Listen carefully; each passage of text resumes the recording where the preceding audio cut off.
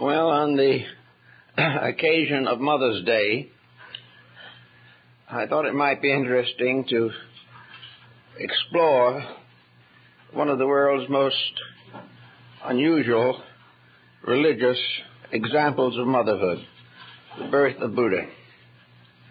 In order to understand this, we have to depart, it seems to me, from most of the historical traditions and realize that from the beginning in India, practically every personification or personality involved in religious literature is present not as a person, but as the personification of a principle. The whole fable account, as we find it in the East, is a series of personifications. In the West, we think of these stories as historically true, although mystics have already done considerable to interpret the mystical experience of Jesus as a symbol of the Christ in ourselves. In India, this practice was followed from the most remote times and descended from Hinduism gradually into Buddhism. Some feel that Buddhism is a reformed Hinduism. This is not really true. I don't feel it, at least personally.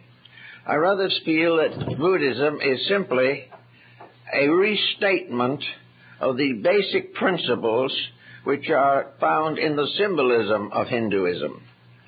In other words, the Buddhist is simply the continuation of a process of interpretation, to go back again to the original pictures, the original concepts, and trace them to their universal sources.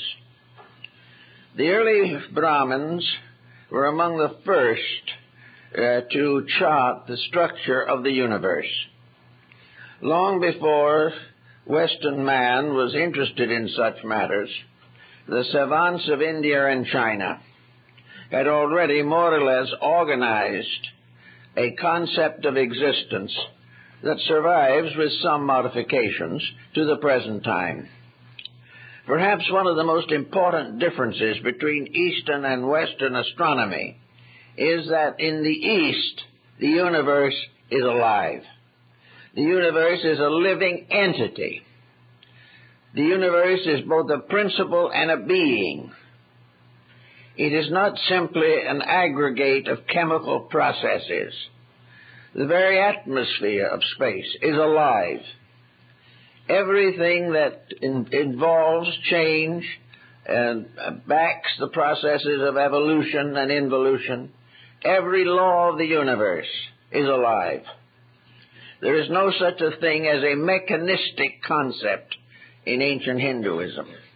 There were a few materialistic scholars, but they never made much influence or had much to do with the forming of Indian thought.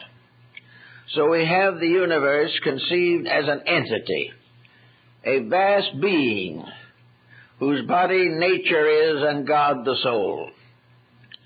Everything is ensouled by a divine power. Everything is a manifestation of an infinite invisible. So the universe becomes the great symbol of the eternal from which it emerges. And therefore it was inevitable that in old Hinduism that science and religion should be considered as one form of knowledge. Because to them there could be no science without religion, and no religion without the cosmic science, which was the principal heritage of ancient India. Living in a universe of aliveness was a tremendous challenge to the mortal mind of man, a challenge which has never been fully accepted, even in India.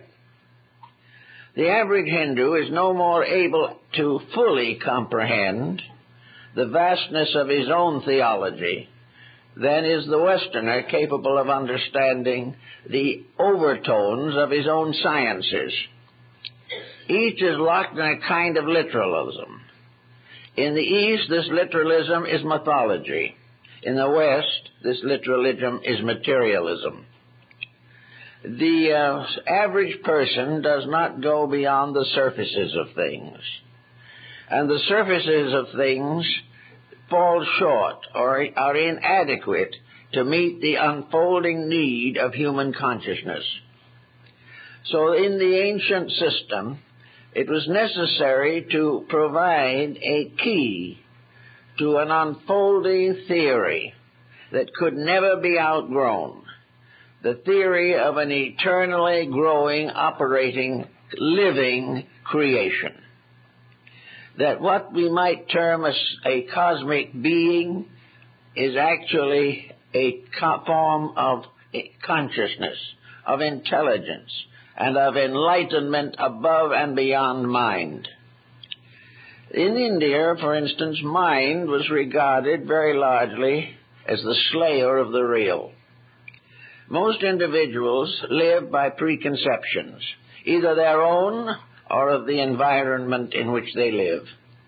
We are taught these preconceptions from society, from schools, from practically every contact we have with each other.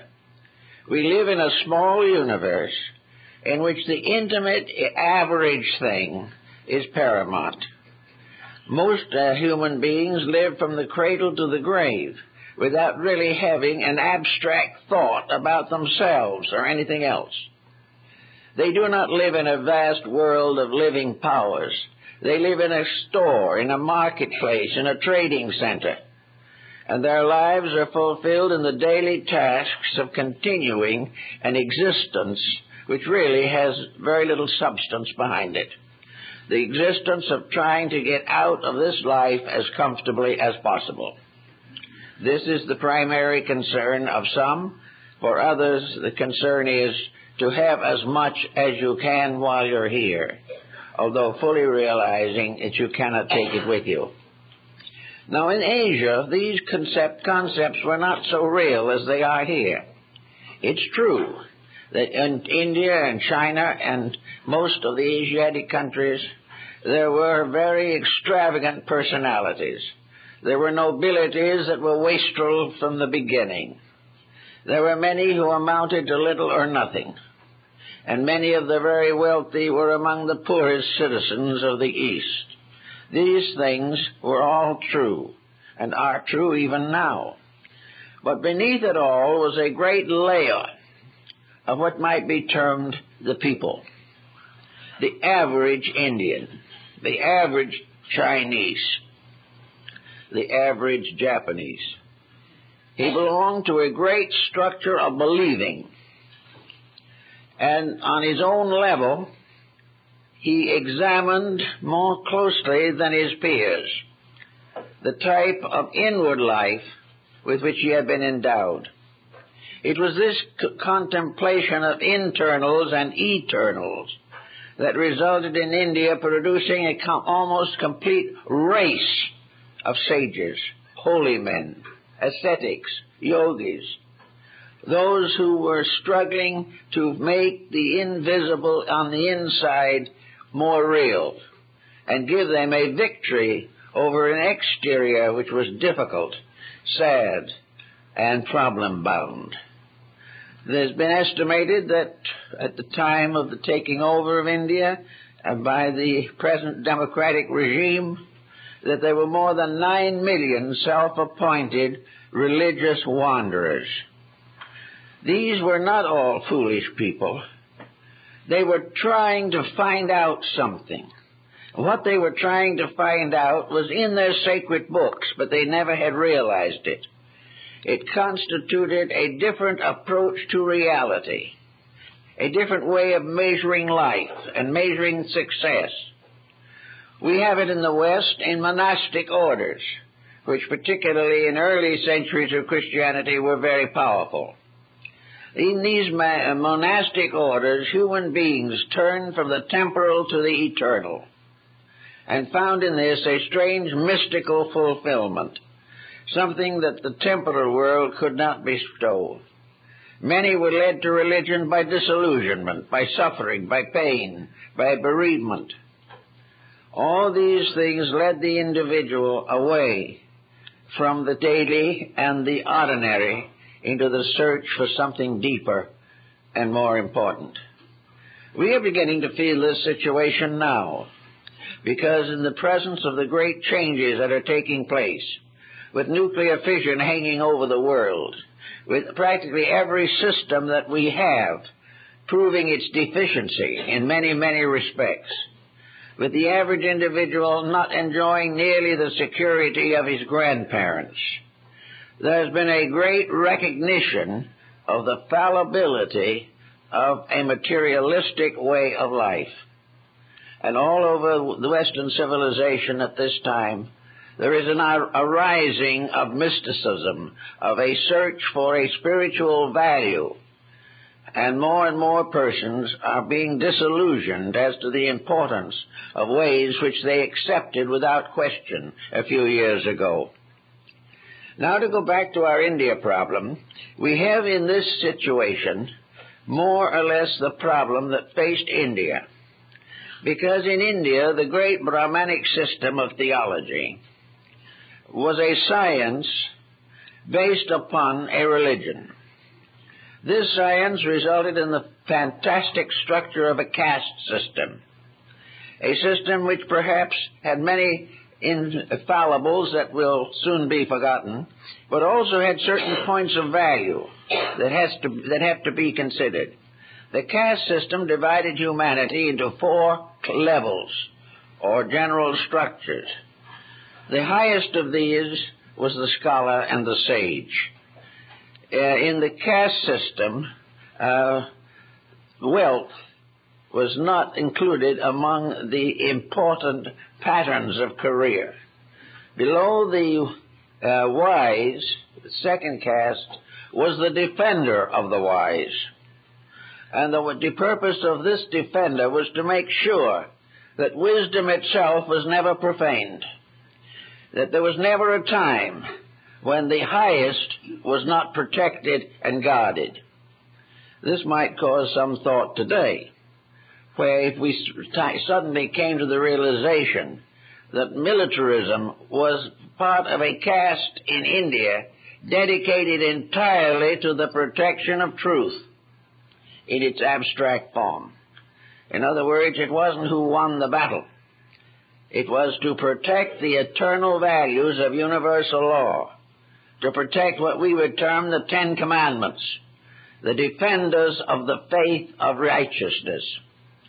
Then the third caste was what we would call today average people. These were the ones who were the shopkeepers, the workers, the agriculturists, all those who had to do with the maintenance of the living standard of the people, the work people of the world, who were entitled to very high recognition for this. Those who loved to labor, and to whom labor was a religion, to serve others, to feed the hungry, to clothe the naked, to heal the sick. These were the labors of mankind, and these were the labors primarily of the third caste, the caste that was concerned with making sure that the universal law was fulfilled in the commonplace, in the marketplace, in the store, in the home, and in the life of the average person who was never going to transcend a level of utilities. And the last caste was that of the outcasts, the Sudra. This was the caste not of the people primarily, not originally the people, who were born of a lower order. The Sudra was the individual who by nature was common, who by nature had no ideals and no integrities, who drifted about and became the basis of the unemployable, the criminal, and all those who preferred, in a sense, to remain unenlightened, to live as slaves to their own ignorance, and by this circumstance ending slaved by others. The Sudra represents, therefore, a person who, regardless of wealth, regardless of station, regardless of opportunity, goes from the cradle to the grave with no interest in the well-being of anyone except himself and his own. The individual to whom selfishness is a way of life, because selfishness is a supreme form of ignorance. The man who does not go to school may be learned. The man who is selfish is always ignorant. So these situations, taken literally, became more or less ridiculous. But lifted up to their level of principles, they had truths that are useful even in our day. Now, in the ancient system of thinking, we know that Buddhism, coming in, had as its purpose a transforming of certain East Indian symbolism into what later became Buddhist symbolism. The Buddhists did not destroy the gods of the Hindus, nor turn against them, nor declare them to be untrue or unreasonable. The Buddhist point of view was that these gods of the Hindus were not gods at all, except by man's appointment. He created them in the image of himself and bestowed most of his own virtues and vices upon his deities. These were attitudes, these were opinions, these were misinterpretations of principles. But the principles themselves, if they could be cleared, would be very noble and beautiful. It was just a case where, as the Buddhist point of view takes it, it was necessary to convert the gods of India and make Buddhists out of them. Make Buddhas out of the gods of India. Now, it was considered to be a little tricky, but it happened so smoothly, so gently, that it was merely a matter of deepening meanings. There was no conflict, really, between the conversion of the Hindu to Buddhism in the ancient time. He could accept it or not as he pleased. It wasn't important. But gradually, out of this situation, there rose a new estimation of the principles and purposes of deities. That these deities were in reality very much like the great aristocrats of the material world. Today we have a tendency to regard with great veneration the leaders we ourselves have created. We open the door for the advancing politician. We have great respect for our leaders, for our actors, for our school teachers, for all classes of persons that we have created, and we have tremendous respect for the wealth. Wealth becomes a kind of honorary degree in the life of everyone who gains it. So we take a very humble position in the presence of wealth, very seldom questioning how the wealthy person got it, or what he's going to do with it, or the trouble he's having with it himself. These things pass lightly. Now, in the Indian system, the old Vedic gods became more or less man-created aristocrats. They were based upon principles that were true. But in the course of time, the believers limited and narrowed down the qualities and attributes of their deities, changing embodied principles into personalities. It was part of the purpose of Buddhism to reverse this motion and to restore what it originally was intended to be, that all deities, like all mortals, are servants of truth, that the supreme purpose of the deity is the improvement of his creation, that he must be constant and continuously mindful of the needs of the creatures over which he has temporary government. These deities were therefore the Maharajas, the world kings, and they were honored and recognized, but Buddhism was a little leery of them. It recognized also that the tendency of the world king was to create more and more temporal empire. He wanted larger kingdoms. He wanted to conquer his neighbors. And while claiming to be a good Buddhist or claiming to be a devout Hindu, he went out and made war upon his brothers. These things Buddhism recognized as deficiencies due to lack of one important factor, namely that true religion is an internal experience. And without this internal experience, nearly everything else is inadequate. The term Buddha, of course, it comes from an ancient Sanskrit term, which means enlightened. Therefore, Buddha is not primarily a person, but a state of enlightenment, a condition.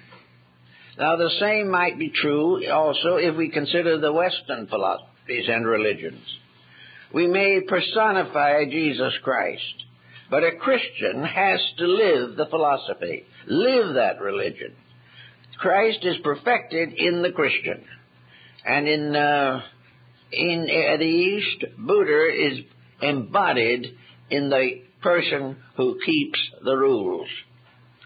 Now, the rules are very, very simple, basically, because enlightenment is a condition that arises from a series of changes in the character and conduct of individuals. Therefore, we find the story brought into focus that Surya, the sun god, the god of all light, had a consort in Hinduism who carried the name of Maya. This consort was the feminine aspect of the sun. It was not originally a lunar divinity, but it was simply the transmission of light. It was not something inferior, something secondary, something dependent. It was, for the power that it personified, simply fulfillment. Everything that is right has to be fulfilled. Laws are made, but they must be kept. The knowledge is accumulated, but it must be interpreted in terms of common good.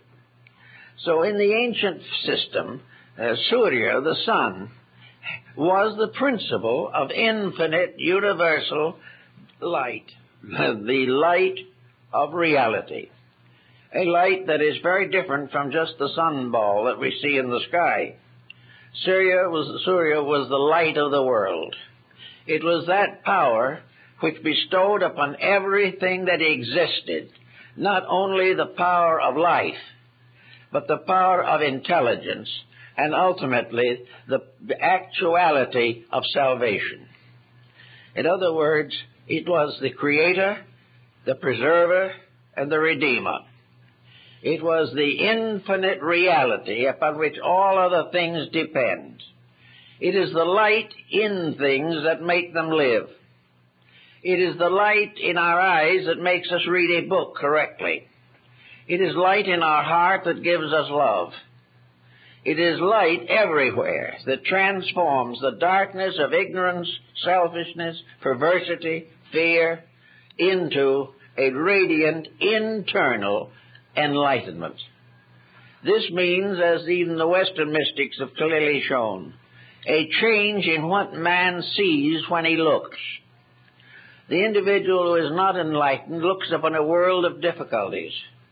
The enlightened person looks upon a world in which universal principles are fulfilling themselves, regardless of whether we like it or not. But it is perfectly possible for the individual to enter into an intimate association or comradeship with this light. So in the beginning in this system, we have light. And this light becomes the principle which is not visible light, physical light, such as we can see, but a light that transforms the inner life of everything that lives. A light that shines through the darkness of every uncertainty, imperfection, and incompleteness. Now, according to this concept, then, Maya would be this light in manifestation. The light per se is in the sun deity, but this light in manifestation becomes the instrument of the enlightenment of everything that lives. Therefore, Maya is not a secondary power. The Shakti is not merely a dependent. It is, in this case, a principle that can only manifest through an appropriate vehicle.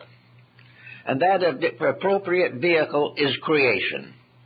And over this creation and all that it possesses and all that it contains is the principle of this one light coming home in everything that lives. Therefore, Maya is the fulfillment of the divine purpose, as that purpose is represented by the eternal maternal principle.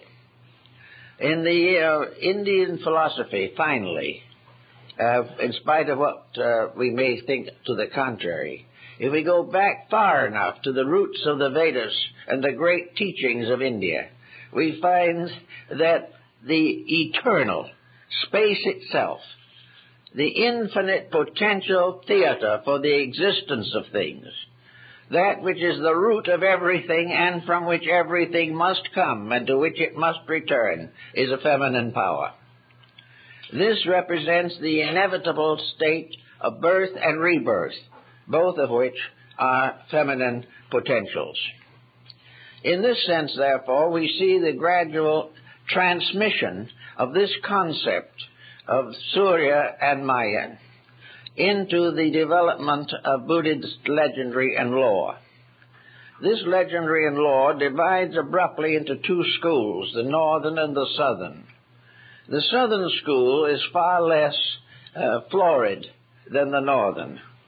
The southern school teaches that the only way that the individual can release himself from the great cycle of responsibilities and escape from the illusion of materiality is by entering holy orders, casting off all worldly possessions and going forth in humility and unworldliness along a path that must lead through the whole of life to death. Only when there is a complete renunciation of all material things can the curse of Mara, the Lord of illusion, be broken. About the beginning of the Christian era, in the northlands of India, on the borders probably of China, a new branch of Buddhism slowly emerged. This branch undoubtedly emerged because of the impact of the Buddhist principle upon the consciousness of its own believers. There was no inconsistency. There was no misinterpretation. There was simply a new realization of relationships in which it became no longer necessary to assume that the great invisible cause, this eternal life, this infinite light, was tyrannical. There was no reason to assume that reality or truth must be cruel. There was no idea or realization that it was necessary to be punished forever for the sins of the fathers, that there was no hope except by this strange path of renouncing everything, including self. As a result of this change of perspective, the second school, which became the northern school, or the Mahayana, became tremendously important in the growth of Asiatic peoples. One of the simplest examples of this point is the Bodhisattva Avalokitesvara, known in Japan and China as Kannon or Kuan Yin, the goddess of mercy. It began in India as a male being, and early representations of it even in China are androgynous. But gradually it became a new being, for it was suddenly recognized or understood that mercy was strangely a heart aspect, that it was something, therefore, that belonged not to the creative processes, but to the redemption and release of creatures.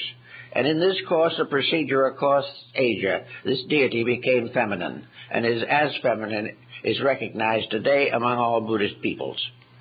This constant motion, therefore, toward the feminine principle as beauty, as love and of grace, of forgiveness, of kindness, of dedication, resulted in the Northern School developing an interpretation of the Buddhist teaching which is essentially happy, a joyous philosophy, a philosophy not built upon death or martyrdom, or sorrow or loss, but a philosophy based upon fulfillment, based upon the idea that doing the right thing is the most wonderful and radiant way to be happy. Then only one problem remained: how to know what is the right thing, and how to find ways of understanding it. And to meet this, we have the story of the birth of Buddha, in which a certain number of very interesting factors, not generally considered, enter. According to one of the fables, and there are many, by the way, and some of them are in apparent conflict, but not if you think them through. In the beginning, Surya, the god of the sun, this being the infinite light, not the light that is physical or temporal, but the light that comes with every being who comes into the world. This light, Surya, approached the queen of a little kingdom in what is now southern Nepal, and being a very courteous thing, never being bombastic or tyrannical or despotic, the eternal light asked Maya the privilege of being born through her. He wouldn't do it. It wouldn't do it if she didn't want it that way. And at first she rather objected to the idea. But after a very beautiful story was told, she accepted and agreed that she would become the mother of the embodiment. Now, what was going to be embodied? In one school, the embodied being was a bodhisattva, a being approaching perfection, who had voluntarily accepted the ministry of coming into the world for the redemption of mankind. Another view of the entire principle was quite different. Instead of being a person, this Buddha was actually Bodhi. In other words, infinite soul power, seeking to be born as the redeemer of all that lives. Now, in the categories, particularly those we find also in Yoga and Vedanta, we have a triad of which Bodhi represents infinite benevolence. Bodhi is the love that has no imperfection, no distortion, no selfishness, no self-interest. It is infinite love, infinitely manifesting throughout space as the proof of the presence of the divine power. In other words, manifesting always through love. The eternal light comes into the life of the individual. Therefore, the immaculate birth of Buddha is also very symbolical of the immaculate birth of truth in the human soul. This is the purpose of the story. It is that we should suddenly come to realize that we must personally accept the invitation to bring into our own lives and through our lives into the world a manifestation of infinite love. Now, in the story, of course, we have the case of the Immaculate Conception again. The Buddha enters into Maya's body through the right side on a lotus throne supported by an elephant, which was Ganesha, the symbol of wisdom, the symbol of propriety. In the Indian mythology, Ganesha was quite an interesting character who gradually became much involved in merchandising. But the real truth behind Ganesha was wisdom, but wisdom as integrity. Wisdom was useless if it did not create honor. Wisdom was meaningless if the wise were not good. Now, wisdom, assumably, cannot be attained without virtue. Therefore, worldly wisdom, as we find in the story of Pilgrim's Progress, can't be real wisdom at all. But in wisdom, the Bodhisattva was brought into the body of Mahamaya. And at that same instant, a blue lotus flower was placed in her hand as the symbol of the Annunciation. And of course, it's interesting that in many European figures, the Virgin Mary, at the time of the Annunciation, is given a lily by the angel. This lily is again part of the same thing. And in the case also, Mahamaya, we find another interesting parallel. She is associated very closely with the moon, which in a mysterious way is under her feet. Anyway, Mahamaya becomes the mother of the Buddha. She is purity, becoming the mother of truth. She is that which is undefiled, becoming the basis and the power of redemption. And undefiled means finally and ultimately that all conduct is motivated by integrity, that all affection is honorable, and that in love and love alone can the true human being be brought into embodiment with the greatest potential for growth.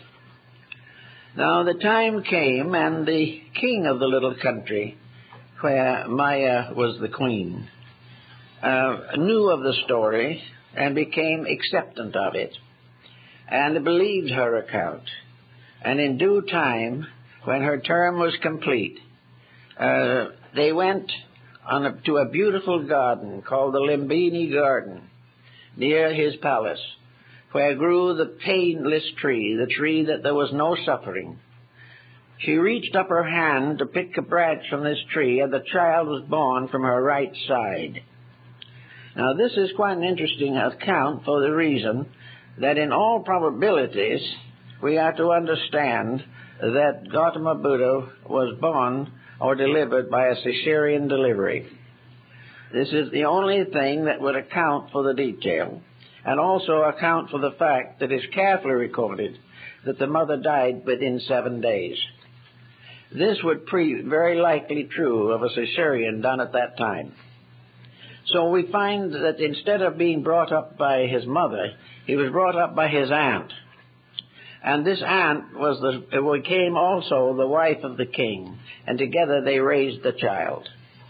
Now, in this particular story, we find another interesting thing, which I think tells us something of the mythology involved.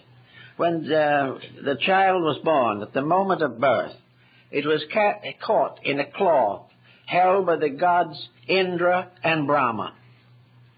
And at the same time, the skies opened and the dragons of space anointed the child.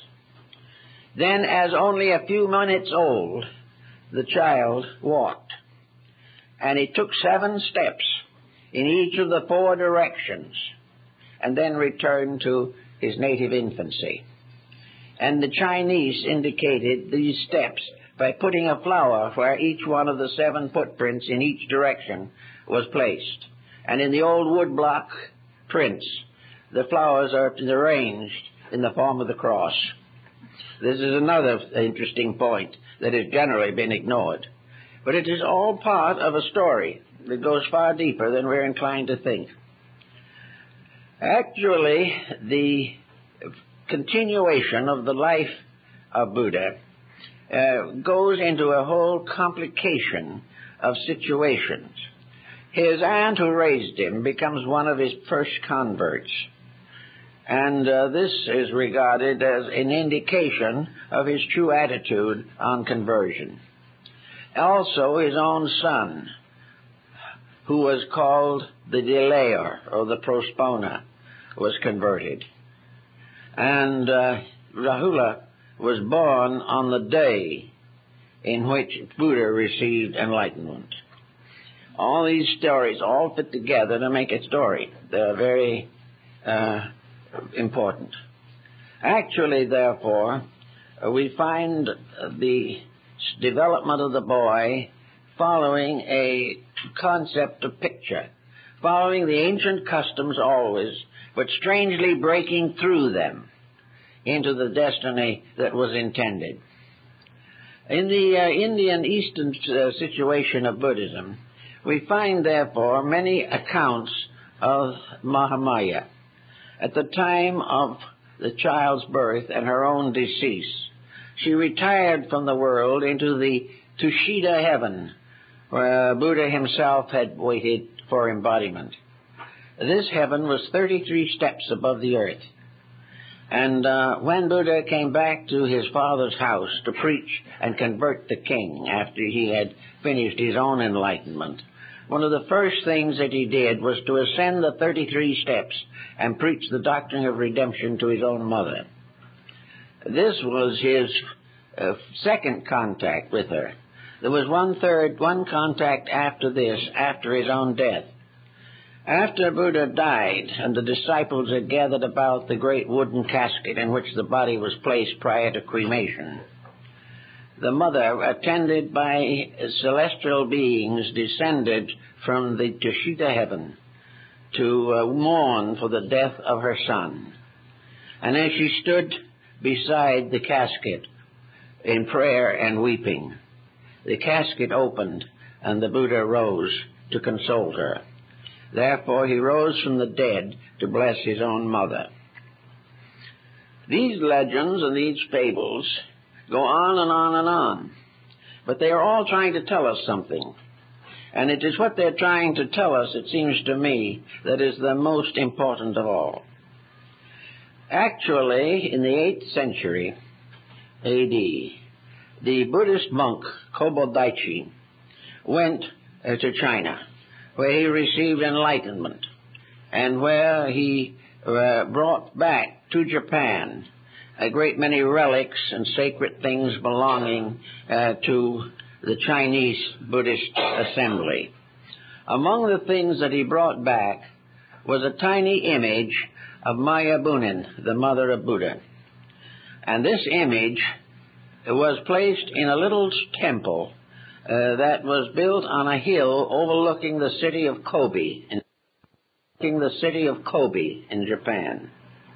And this is called the White Moon Temple, or the Temple of the Lunar Crescent. And this temple is still in existence from the 8th century, and is either now in the Shingon or the Tendai jurisdiction, perhaps both. And every year there is a special and wonderful ceremony given there to honor the Mother of Buddha.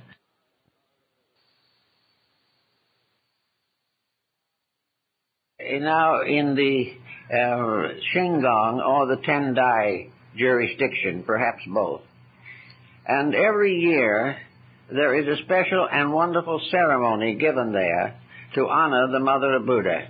It is the only temple so dedicated, I guess, in Japan, as far as we know, although she occurs in much of the sacred art of the country. But anyway, once a year, there's a special ceremony for her at night, and a great procession of followers, both men and women, carrying torches, go up the pathway leading up the side of this mountain to the temple. And it's a very unusual spectacle and very dramatic and moving to see these rows of lights climbing up to the abode of Maya Bunin. Anyway, the entire story now goes back to a series of principles. And I think we all need the realization that mystic Buddhism, esoteric Buddhism, has always more or less held that the whole story comes back to the individual. That the individual, we are all, in one way or another, bodhisattvas in the making. Some have gone further than others, but all, regardless of their estates, are on the way to perfection, on the way to the completion of the universal purpose for which they were intended. And this is one of the points that is quite a situation between Eastern and Western thinking. The Eastern mind has a concept, at least, of what the intentional end is. In the West, this concept seems to be almost completely lacking. The average individual going through life does not know why things happen to him. He does not know how to handle problems that arise. And when he approaches the end of life, he doesn't know where he's going or what the future holds. In the Orient, conjecture at least, symbolic thinking, has brought certain consolation relating to this type of thinking.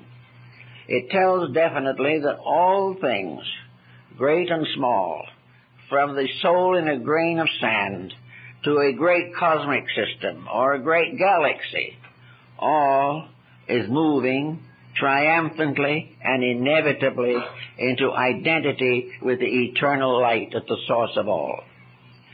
But now this light has to have meaning, or just to say that we are bathed in a great radiance would not be very consoling.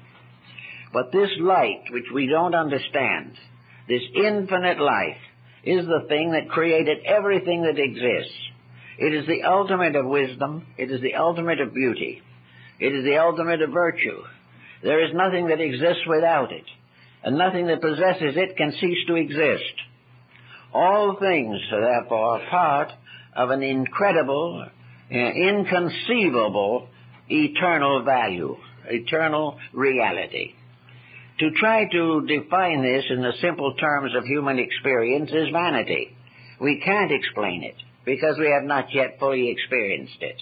All that we know of it now will be represented by little sparks, momentary senses of illumination or enlightenment. But the great value is beyond our estimation. But toward it we are moving. Therefore, the motion behind all things is toward perfection. And perfection is reunion with the infinite. Perfection is the end forever of the imperfections which cause mortal existence and mortal strife. Therefore, to the Buddhist concept, the revelation of life is this inner experience, this something or other that we all have to face or go through.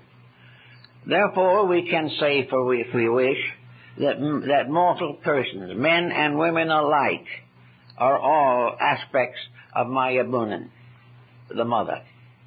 We are all mothers because through us truth must be born.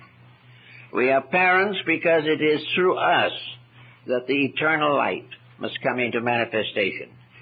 We will be invited to accept this destiny simply because by so doing we sacrifice nothing that is real, retain everything that has eternal value. Now, some people will say, well, that may be true, but in this eternal pattern of things, all my own personal desires are threatened. I want to do certain things myself. I want to be myself. I want to continue to exhibit my own competitive relationship with other creatures. And that, we would say then, that man declines to become the embodiment of the infinite. He is not ready yet. He must have a little more experience. He must gradually outgrow the illusions which he now regards as important. He must triumph over his own weaknesses, his own inabilities, and his own fallacies. Now, this is also more or less conditioned in the life of Buddha by the illumination scene. Buddha became a holy man. He became a searcher after truth. In the carvings and sculpturings of him, we see some in which he is nothing but skin and bones because he has fasted in search of reality. Everywhere he has sought truth. He has had the visions of the sick and the dying and the ignorant persons. He has renounced his kingdom. He has renounced his family. He has gone alone in search of the reality of life. Therefore, finally, in the great illumination scene, we find that he gains that which was the fulfillment of his original purpose. He is surrounded by the beings who have gone before him and who have found the way as he has found it. He has kept the truth. The deities of darkness, Mara, the principle of illusion, retires under the earth. Temptation fails. He is beyond all temptation. And in that way, in the silence of the night, he attains the Buddhahood. Having become the Buddha, he gives the rest of his life to the ministry. Now, the Buddha is in each individual a factor which may be called Bodhi. Bodhi is enlightenment, luminosity. Bodhi is power of soul. Now, the soul is a symbol of a link, as Walt Whitman has also poetically mentioned, is a link between spirit and mind. The mind, which can be and often is the slayer of reality, represents worldliness brought to its highest capacity in the scholar, in the sage. It is this sage which in the one part of the story we find casting the nativity of the young prince, recognizing his divine destiny and regretting that he cannot live to see it, so that he becomes a teacher but cannot behold the glory of the great fulfillment. Moses was able to bring the children of Israel to the gates of the promised land, but he was not permitted to enter. All these fables go back to the human consciousness itself. We have here then the individual attempting to understand an embodiment of a divine power within himself. It is really not exactly that either. You have to hunt for just the right words. It is not that it is embodied at that time, because it is always there. But the embodiment becomes apperceivable. The individual becomes aware of this embodiment. So it is assumed that the embodiment takes place when awareness of it is achieved. But it is there all the time. It was the seed of it, the Buddha seed, was there, while the spirit was itself still merely an atom in space. So in the story, each individual has to become the immaculate parent of truth. The body has to become the servant of the infinite. It has to be rededicated to the purposes for which it was originally fashioned. Thus, we start in to contemplate the problems of the virtues as we find them in the Buddhist fable. In the first place, we know that the Buddhist commandments are rather different from ours, but have the same basic ethical implications. But a modern Mahayana Buddhist does not feel that the great achievement is through renunciation. The Southern Buddhist makes renunciation very strong. The original revelation of the initiation of Buddha makes renunciation very strong. But in modern thinking, in more recent times, since the beginning of the Christian era, the path of Buddhism has been one of fulfillment, of a rather joyous state of things, a kindly and pleasant realization. This realization is that the search for virtue is a joyous kind of dance. It is not some burdensome, frustrating, tiring thing. One thing that makes it more simple is that the light we seek cannot come until we are tired of the things that hurt. Hurting is a kind of prodding. Hurting is a continuous statement of our own ineptitudes. When hurting comes, ignorance is somewhere not far away. Even physical pain can be exaggerated by the hurting of futility, where the individual has no idea, no hope, no concept of why things happen. Now, it is not often that we will find a person who has lived a long life without some pain. It is part of existence.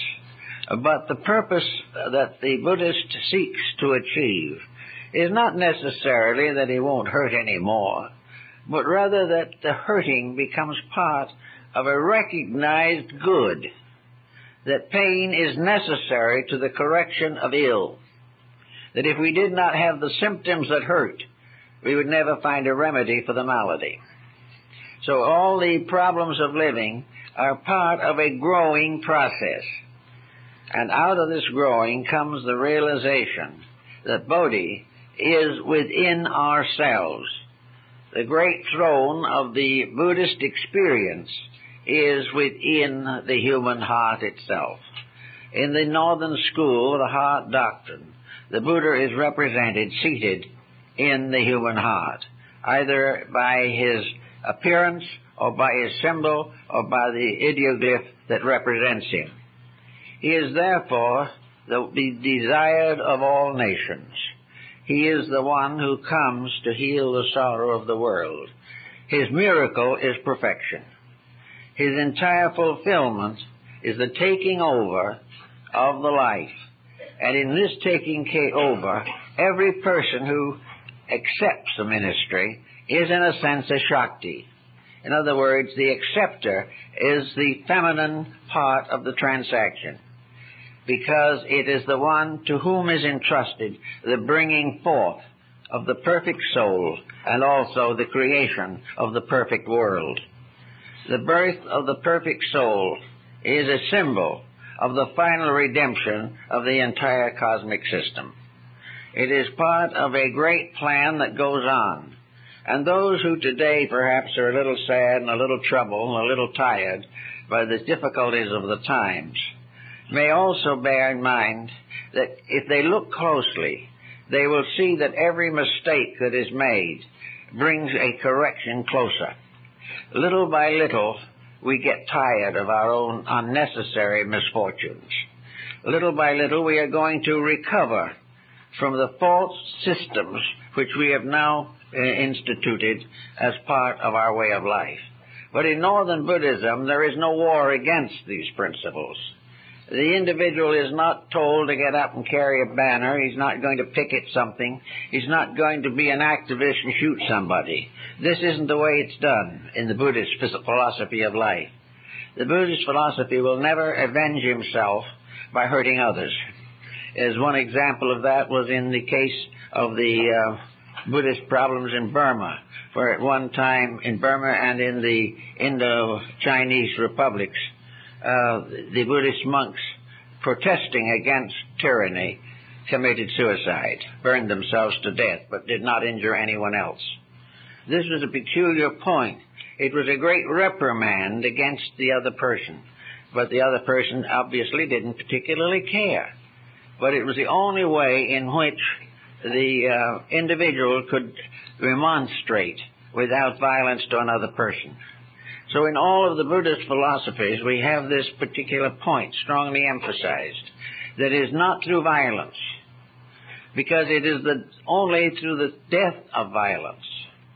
So we are told that when Surya, the sun god, sought out the person in whom he would dwell for 3 years before he was born as Buddha, he found this pure wife of the Indian king. She was, again, the virgin, the symbol of purification. In this case, she was to be the anointed instrument of the embodiment. Her purity, therefore, becomes a symbol of the purity of all the Shakti that have to become involved in the bringing of the world Savior. In other words, only to the pure of heart can the mystery come. Only to those who by nature have quietly and lovingly improved their own characters. Only through such persons can the Bodhi power within themselves be released.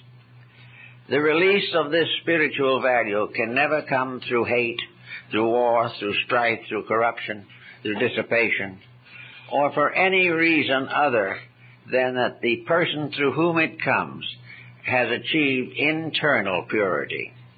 Now, purity in Buddhism means freedom from illusion. Purity is the individual who cannot be led away by falseness.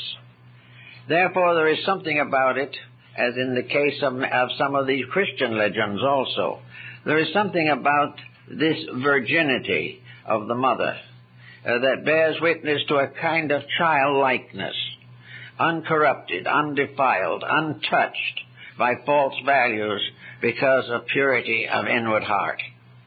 Only this is, therefore, the proper parent of enlightenment. Illumination comes to the pure of heart, and those who live as far as humanly possible in peace with all other living things. Now, we're going to see some of this coming along one of these days right here in our society. We're going to see that all this violence, all this clamor, all this pomp and circumstance is going to gradually fade away because it is solving nothing. All this effort to fight our way to peace, this effort to work our way to wealth and be happy at the same time, all these false values have to go, and the ability to rise above them gradually redeems the person. Every truth seeker who is honest, everyone who really recognizes the need for greater inner strength, is therefore becoming more and more a person of purity of heart and mind. It's interesting to note that in early English and other languages, the word virgin was not limited to the feminine. One of the kings of England was called the Virgin King. It was simply a symbol of integrity, of purity of motive, of purity of intention, and of the living of a righteous life in a world of temptations. So the idea of the achievement of the virgin self, the coming of the mother of the mystery before the mystery itself can be born, indicates the idea that in the heart doctrine, love becomes the mother of enlightenment. Love becomes the mother not only of human enlightenment, but in some mysterious way, expanded beyond our comprehension, becomes the one great gate that leads into the infinite. All other factors are secondary to the unselfish love of one human being for another, and of all human beings for their creating power. All these things are substanced in the Buddhist teachings. There are all kinds of legends and fables about all of these things, but every one of them has something to do with the fact that the inner person is the mother of truth, that this inner person is the love of truth, is the purification of life, and is the consecration of conduct, until finally it is the perfected soul that brings forth the Redeemer. This all becomes part of a world message. It is everywhere among the doctrines of mankind, because it is always something that has come out from within the being itself. These different religions are the human being's gradual unfolding of their own potentials. Little by little, we demand a different type of deity because we are becoming a different type of being. The God of battles is no longer our saints. We no longer respect authority, power, despotism, and tyranny. We no longer expect to be slaves of some eternal despot whom we can never understand and from whose tyranny we can never escape. This type of theology is gone. And the kind of theology also that teaches or tries to teach us that because of a few short years in this world, our eternal destiny is measured. That we must go to some other place and suffer forever for sins committed by our own ignorance. These things simply will not fit into the Buddhist philosophy of life. Rather, it is always a case of growth. And I think it's also important to remember in thinking of the law of reincarnation and karma as taught in Buddhism. Buddhism does not teach that karma goes on forever and that forever we make the same mistakes, forever we suffer for them, and we keep on suffering and going on, and as a result of eternal mistake, we are eternally reborn. This is not the Buddhist idea at all. We are not here to go on forever by rebirth. We are here to release ourselves from the wheel of the law by transcending the level of living which caused the mistakes. In other words, we are not punished but once for any one thing, And punishment is not necessarily painful. Punishment is recognition of realities, and the individual who outgrows a fault corrects it. He does not have to be tyrannized forever. The end is not punishment. The end is revelation. When the individual sees the reasons, understands them, and corrects them in himself, he is therefore in that time released from the wheel of karma. He is released from the wheel of rebirth. The enlightened soul only returns by voluntary intent. Those who have gone a long way in enlightenment, or those who are in great need of more travel, but are aware of the facts, are born again. But the great and illumined soul is born perhaps with the greatest importance, because it is a voluntary action. The Bodhisattva's rebirth is a voluntary action. Now, in the case of Buddha, there is a very interesting story about this. As a Bodhisattva, over a period of ages, he paid all his karma, went through all the embodiments shown by the carvings on the walls of the Borobudur in Java, and at last he came to the final decision to attain the nirvana. But there was one debt he had not paid, a debt from way back, a small and insignificant karmic occurrence, but was not finished. But it was that unfinished business that made it possible for him to come back, which was another side of their philosophical thinking. So when the poor man gave him the tainted food because he had nothing else to give, and Buddha ate it, and as a result died, he told his disciples that in accepting this tainted food, he had passed his last test. He had made right the last wrong in his existence, and therefore, having attained this, he could then go on. But instead of going on, he held that fault for ages in order to be able to come back. It was the doorway through which he could come back until he corrected it. This is kind of an interesting sidelight on some of the symbolism involved in these stories. One of the most beautiful stories, I think, of that, of course, is the Bodhisattva doctrine of Northern Asia.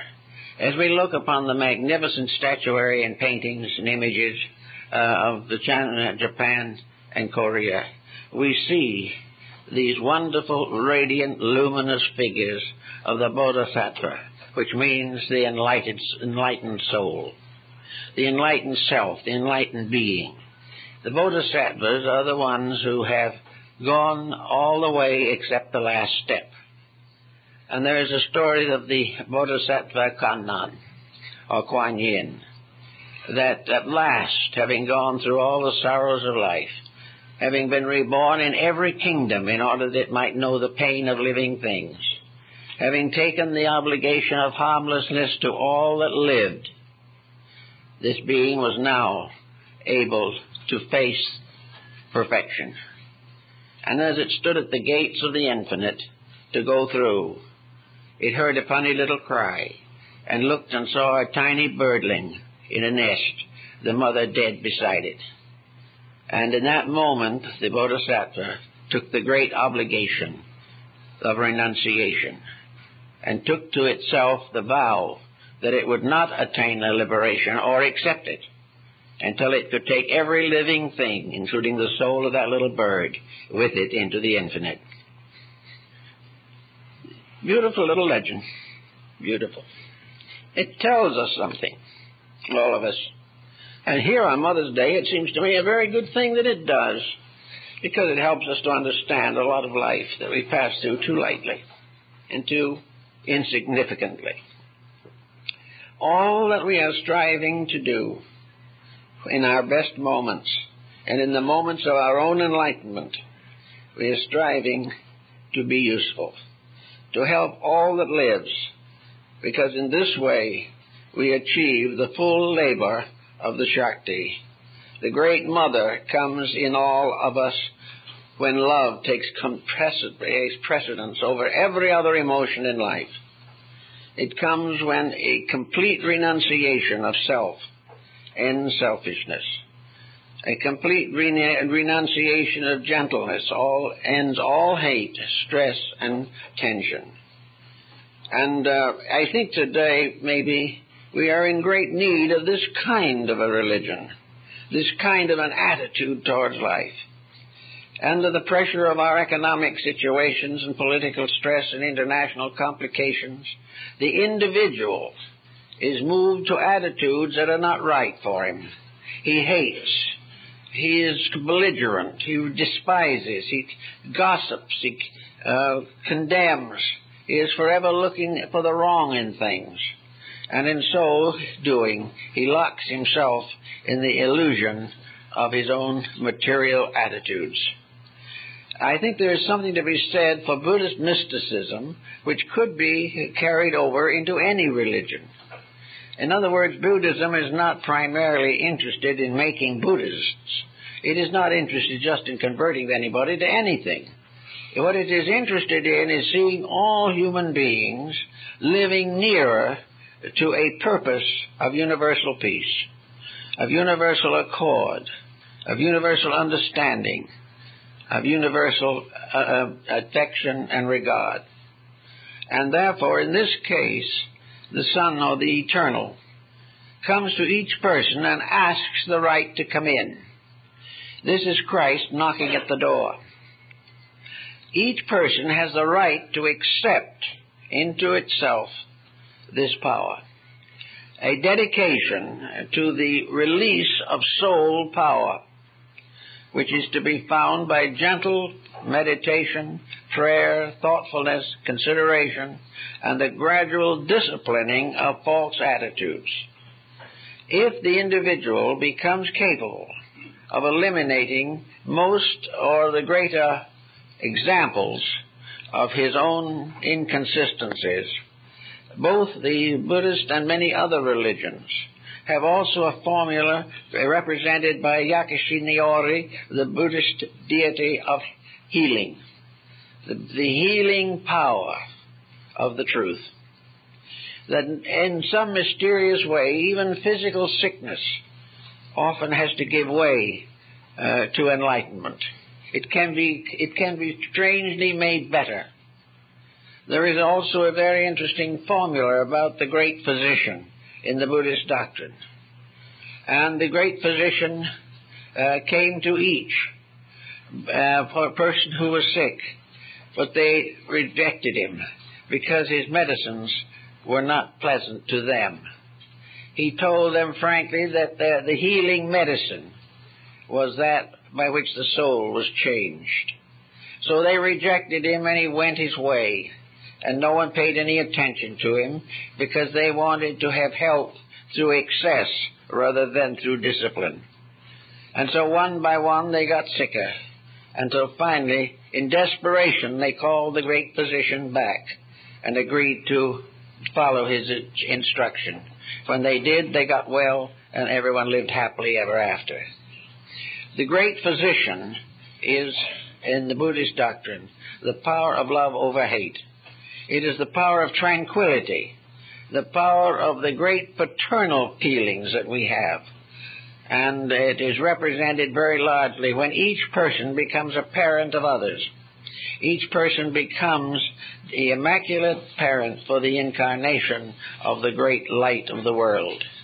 These things are perhaps also shadowed down into our material existence.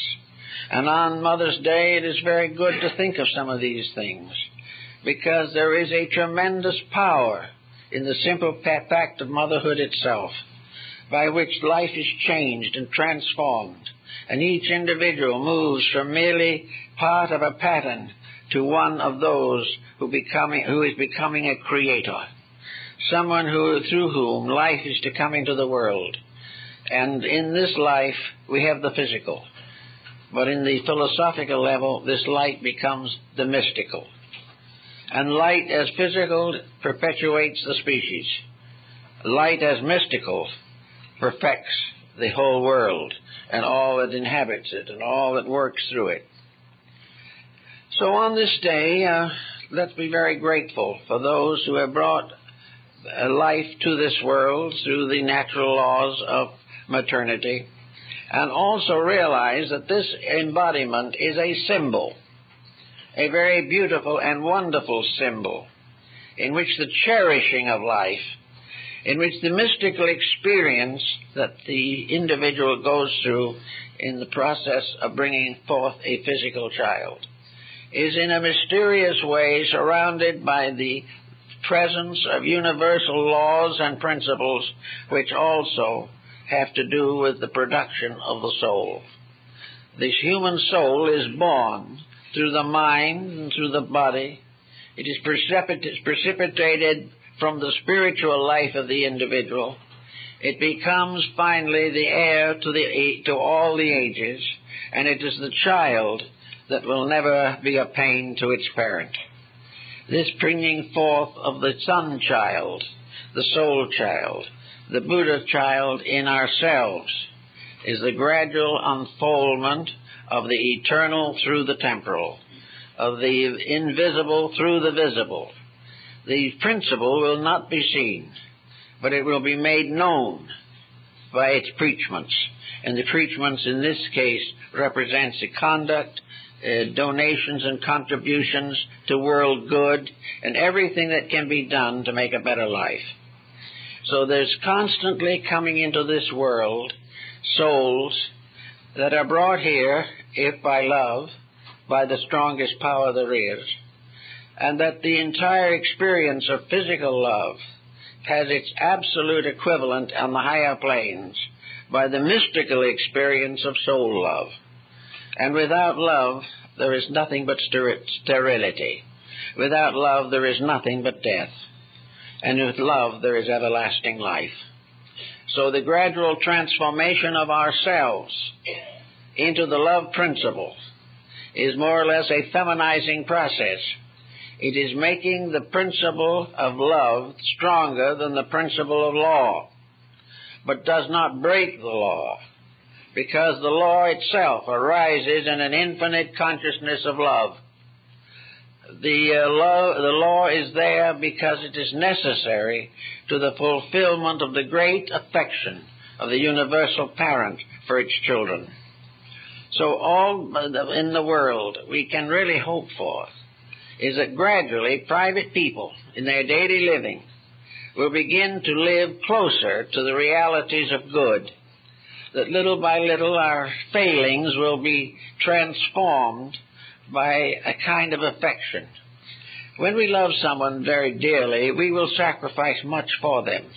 Their happiness becomes more important than our own, and we never can be happy until something or someone else is more important than ourselves. All the way through, the world of law was the world of the prophets. The world of law was the old dispensation. But the understanding of the law, not its abolishment, but the understanding of the law becomes the new dispensation, because it is that by which we gradually come to understand that law itself has no existence except as an instrument of love. As the parent must correct a child, so universal law, because it loves creation, corrects its mistakes. Little by little, we move into a more rarefied and gentle atmosphere of relationships with things. We are no longer quite so heavily indoctrinated with the passing moods and attitudes that make up most of our lives. It is a good thing, perhaps, in this day of the year, when we become very much remembering of our parents and those that we've known, and we remember the half-forgotten and the half-remembered. It is nice to realize that this whole pattern, everything involved in it, is nothing but divine love coming to age in the human being. And also that when the human being becomes an instrument of the divine love, then the solar system is in order. And all the worlds that are continue to fulfill their destinies under the loving care of infinite life, light, and truth. These things, if we think about them, may help us to have a little happier day today and look forward to something nice tomorrow. Thank you very much.